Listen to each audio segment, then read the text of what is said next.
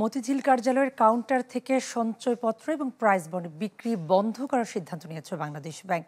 এছাড়া গ্রাহক পর্যায়ে ছেঁড়া ফাটা নোট বদলের মতো সেবাও তারা আর দিবে না। আগামী 30 নভেম্বর থেকে প্রাথমিকভাবে মতিঝিল অফিস এসব সেবা বন্ধ করছে। এই সময় থেকে অটোমেটেড চালান সেবা বন্ধ থাকবে।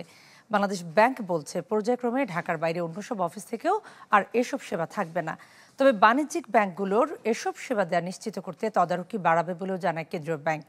দেশের মোট সঞ্চয়পত্রের 30% বেশি বাংলাদেশ ব্যাংকের মতিঝিল অফিস থেকেই হয়। উল্লেখ্য, গেল মাসে এই অফিস থেকে সার্ভার জালিয়াতি করে 25 লাখ টাকা সঞ্চয়পত্র আত্মসাতের ঘটনা ধরা পড়ে।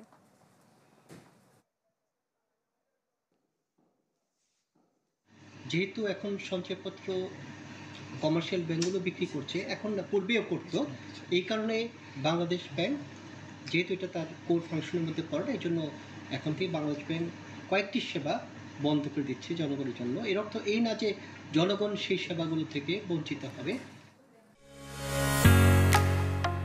ঢালাইয়ের সেরা প্রিমিয়ার সিমেন্ট।